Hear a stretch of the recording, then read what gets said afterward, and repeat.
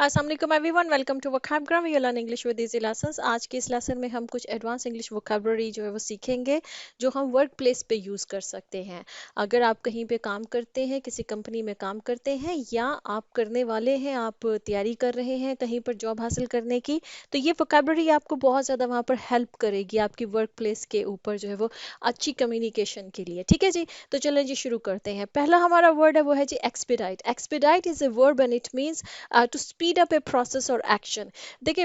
Work place के ऊपर जब हम काम वगैरह करें तो वहाँ पे बहुत से प्रोसेसेस चल रहे होते हैं। ठीक है, आपने कभी किसी प्रोसेस के लिए, किसी काम के लिए कि इसको ज़रा स्पीड अप कर लिया जाए, इस एक्शन को स्पीड अप कर लिया जाए, तो वहाँ पर आप जो है वो एक्सपीडाइट जो वर्ड है इसको इस्तेमाल करेंगे। जैसे इसका सेंटेंस है, to meet the clients urgent request we need to expedite the production process and deliver the goods by the end of the week. देखें,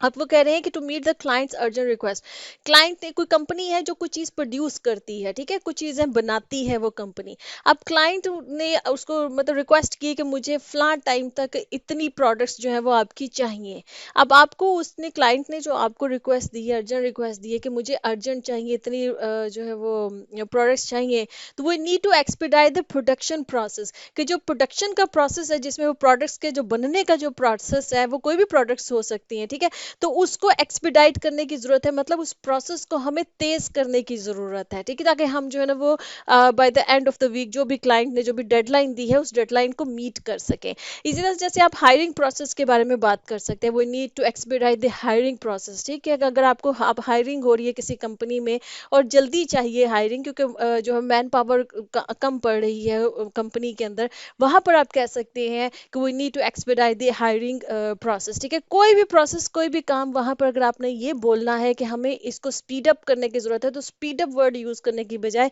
एक्सपीडाइट वर्ड यूज़ कीजिए, ज़्यादा जो है वो एडवांस साउंड करेगा। इसके अलावा हमारे पास जो नेक्स्ट वर्ड है वो है जी डिसेमिनेट। डिसेमिनेट भी जो वर्ब है और इसका मतलब होता है टू स्प्रेड इंफॉर्मेशन और नॉलेज वाइडली। आप कंपनी के अंदर कोई आप न्यूज़ है, कोई नई अपडेट आई है,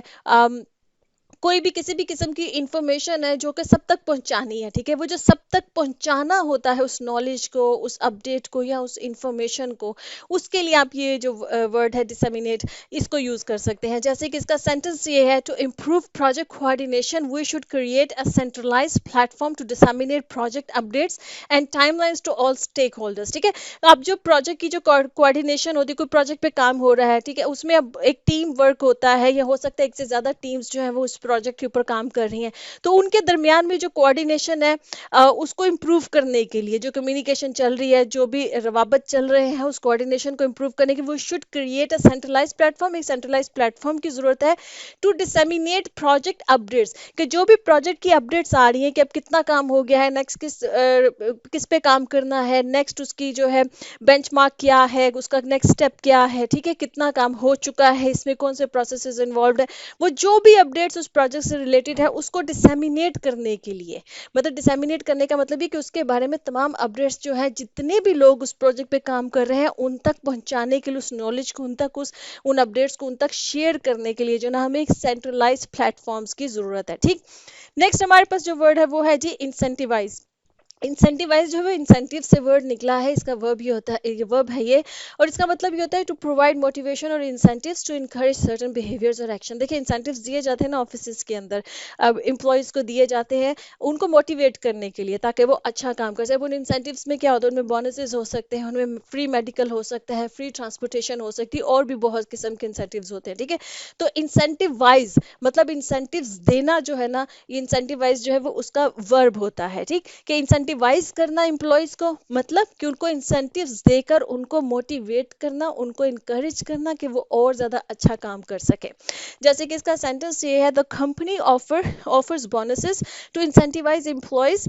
टू मीट सेल्स टारगेट। ठीक है, अब सेल्स के जो टारगेट्स होते हैं जो कंपनीज के अंदर, जो मुख्तलिफ कंपनीज के अंदर रखे जाते हैं, जो इनको एम्प्लॉयज़ को दिए जाते हैं, तो उसके लिए वो बोनसेस पे जो है वो रखते हैं ताकि जो सेल टारगेट्स जो है उनको अचीव करने के लिए, तो बोनसेस दिए जाते हैं ताकि वो इंसेंटिवाइज करें एम्प्लॉयज़ को, मतलब कि एम्प्लॉयज़ को मोटिवेट करें, उनके अंदर एक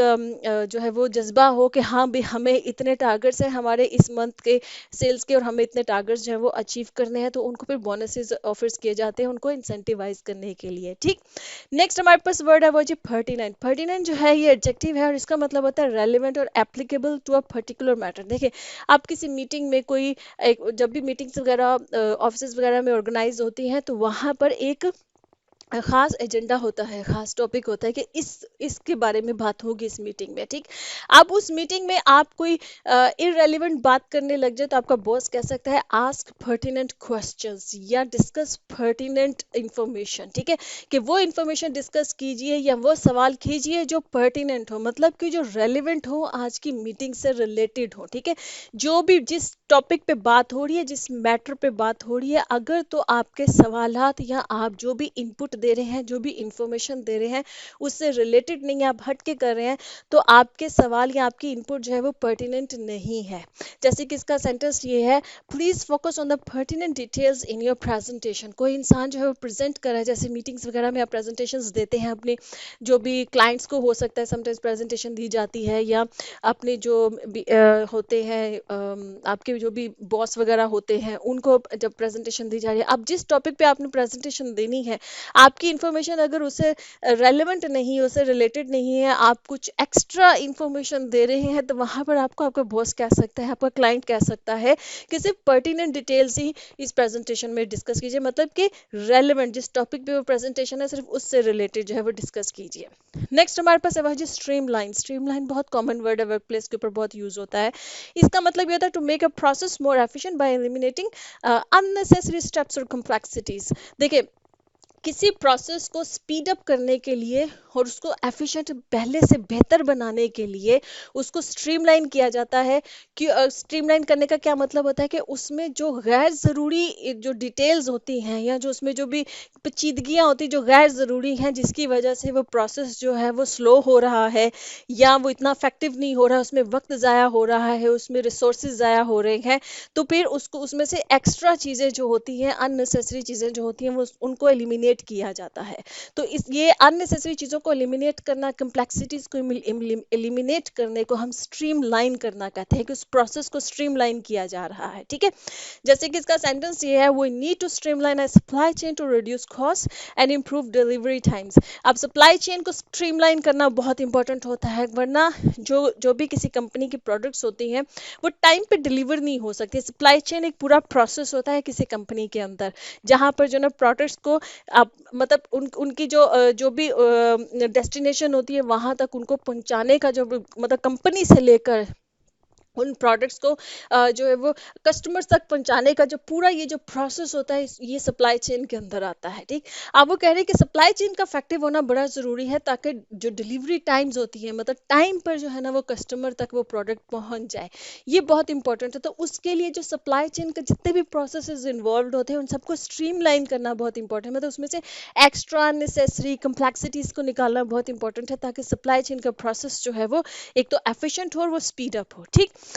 नेक्स्ट हमारे पास है वो है जी एलिविएट। एलिविएट का मतलब ये होता है, ये वर्ब है, इसका मतलब होता है टू मेक अ प्रॉब्लम और बर्डन लेस सवियर। आप देखिए कंपनीज में बहुत सी ऐसी प्रॉब्लम्स आ सकती हैं, एम्प्लॉयज़ पे बर्डन आ सकते हैं, कुछ भी ऐसी चीज़ें हो सकती हैं, उसमें अगर आप कोई ऐसी चीज़ इंट्रोड्यूस करवाएं जो उस प्रॉब्लम की जो कम्प्लेक्सिटी है या जो उसका जो बर्डन है या उसकी जो सवेरिटी है उसको वो कम कर दे, तो उसने उसको एलिविएट किया है, उसके वहां पर आप जो है ये वर्ड एलिविएट जो है वो यूज कर सकते हैं। जैसे कि सेंटेंस ये है, implementing these changes will help alleviate the workload on our employees। ठीक है, कुछ चेंजेस की जा रही हैं, या समटाइम्स ऐसा होता है कि कुछ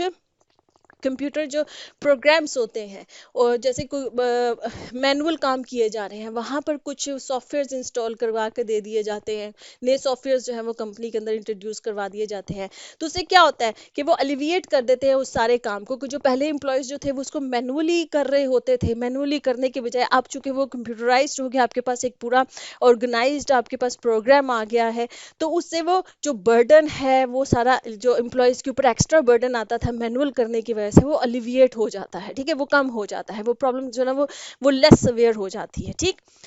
नेक्स्ट हमारे पास वर्ड है वो है जी सिनर्जी। सिनर्जी जो है ये नाउन है और इसका मतलब होता है, इसको समझ लीजिए, ये थोड़ा सा कॉम्प्लेक्स है, इस वर्ड को समझना। देखें, किसी भी कंपनी के अंदर जब कुछ किसी प्रोजेक्ट के ऊपर काम हो रहा होता है, कुछ भी काम हो रहा हो, तो उसमें समटाइम्स क्या होता है कि कुछ टीम्स वगैरह इन्वॉल्व होती हैं, ठीक है। समटाइम्स एक टीम होती है, समटाइम्स कुछ प्रोजेक्ट के ऊपर एक से ज़्यादा टीम्स इन्वॉल्व होती हैं, या समटाइम्स ये होता है कि दो ऑर्गेनाइजेशंस के बीच में कोऑर्डिनेशन चल रही होती है, या दो टीम्स के बीच में कोऑर्डिनेशन चल रही होती है, या दो से ज़्यादा टीम्स भी इन्वॉल्व हो सकती हैं अगर प्रोजेक्ट बहुत बड़ा है, या मुख्तलिफ डिपार्टमेंट्स जो होते हैं वो इन्वॉल्व होते हैं किसी एक प्रोजेक्ट को कंप्लीट करने के लिए। अब वो जो एक से ज़्यादा टीम्स हैं, एक से ज़्यादा ऑर्गेनाइजेशंस हैं, ये एक से ज़्यादा जो डिपार्टमेंट्स हैं जो उस एक सिंगल प्रोजेक्ट के ऊपर काम कर रहे होते हैं, उनके दरमियान में जो एक कोऑर्डिनेशन होती है ना,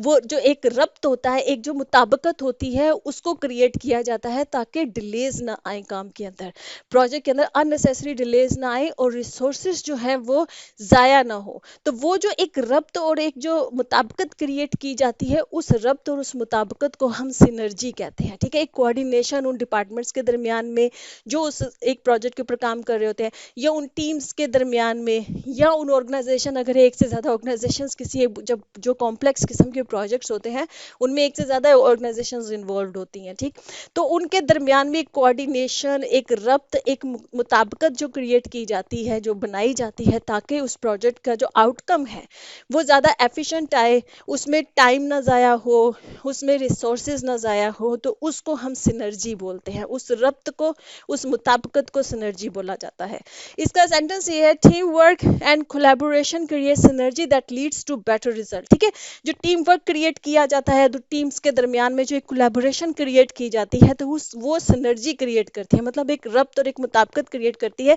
that leads to better results, उसकी वजह से फिर बेहतर रिजल्ट्स जो है वो अचीव किए जाते हैं।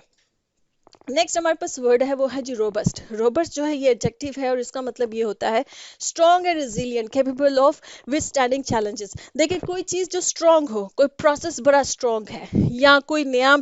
जो है वो सॉफ्टवेयर जो है वो इंट्रोड्यूस करवाया गया है कंपनी के अंदर, वो बड़ा स्ट्रॉन्ग किस्म का, रोबस्ट किस्म का है, कि मतलब वो वर्कलोड ले सकता है, चैलेंजेस ले सकता है, वो उसके अंदर इतनी स्ट्रेंथ है, ठीक। तो उसको आप उसके लिए जो है ना रोबस्ट जो है वो उस प्रोसेस को कह सकते हैं। कोई भी ऐसी चीज़ जो कंपनी के अंदर हो, जिसके बारे में आपने ये कहना है कि ये बहुत ही स्ट्रॉन्ग है, रिजिलियंट है, और ये चैलेंजेस लेने की कैपेबिलिटी है इसके अंदर, तो उसको जो है ना रोबस्ट बोला जाता है। इसका जो सेंटेंस है वो ये है कि our security system is robust and can defend against various cyber threats, कि हमारा जो सिक्योरिटी सिस्टम है वो रोबस्ट है, मतलब ये कि हमारा जो सिक्योरिटी सिस्टम है वो बहुत ही स्ट्रॉन्ग है, और वो अगेंस्ट वेरियस जो भी सिक्योरिटी सिस्टम्स होते हैं, आप देखिए उसके ऊपर जो हैकर्स होते हैं वो साइबर अटैक्स करने की कोशिश करते हैं, ठीक। तो वो कह रहे हैं कि जो सिक्योरिटी सिस्टम है वो इतना रोबस्ट है, इतना स्ट्रॉन्ग है, कि वो जो ये जो चैलेंज है कि उस पर साइबर थ्रेट्स हो सकते हैं, साइबर अटैक्स हो सकते हैं, तो वो उसको डिफेंड कर सकता है, ठीक है। तो ये इसको कहते हैं रोबस्ट, ठीक है। आई होप कि आपको रोबस्ट का मतलब समझ में आ गया। ओके जी फ्रेंड्स, यहाँ पे लेसन खत्म होता है। आई होप कि इंटरेस्टिंग लेसन था, आपने इंटरेस्टिंग वर्ड्स सीखे हैं ना। इसी नेक्स्ट सेशन, अल्लाह हाफिज़।